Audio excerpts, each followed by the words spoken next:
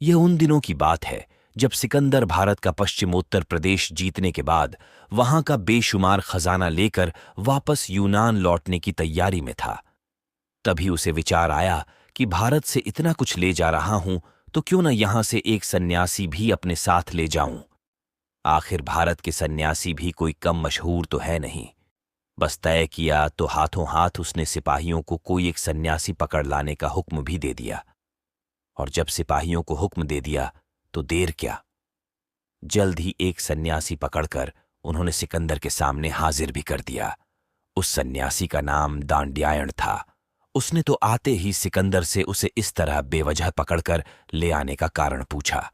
सिकंदर ने कहा, घबराओ नहीं, मैं तुम्हें ससम्मान अपने साथ यूनान ले जाऊंगा ताकि यूनान के लोग भी भारत के सन्यासी को देख सकें। दांड्यायण ने कहा, वह तो ठीक, पर मैं यूनान जाना चाहता ही नहीं। सिकंदर बोला, तुम्हें शायद पता नहीं कि मैं सन्यासियों और फकीरों की बड़ी इज्जत करता हूं। तुम्हें वहां न सिर्फ सम्मान मिलेगा बल्कि मैं वहां तुम्हारा एक शानदार आश्रम भी खुलवा दूंगा। दांड्यायण बोला, हे यवनराज, मुझे लोभ देने की कोशिश मत करो। सन्यासियों को लोभ से नहीं जीता जा सकता। मैं किसी कीमत पर यूनान नहीं जाऊंगा। सन्यासी की ऐसी अकड़ देख सिकंदर हंसता हुआ बोला, सुनो, मैंने पूरी धरती जीत ली, मुझे रोकने वाला कोई नहीं।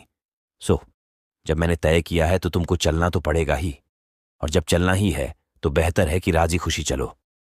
दांड्यायण बोला, देश जीतना या खजाना लूटना अलग बात है और एक सन्यासी को उसकी मर्जी के खिलाफ ले जा पाना अलग बात है। तुम मुझे जबरदस्ती अपने साथ नहीं ले जा सकते। सन्यासी के मुख से ऐसा सुनते ही विजय के मद में चूर सिकंदर जोर से हंस दिया और हंसते हुए ही बोला, क्या बात करते हो, कौन रोकेगा मुझे, अभी तुम्हारी अकड़ निकाल देता हूं। इतना कहते कहते सिकंदर ने सन्यासी को बांधकर एक रथ में बिठाने का हुक्म दे दिया। हुक्म तुरंत अमल में लाया गया और देखते ही देखते सन्यासी को रथ के अदनर बांध दिया गया।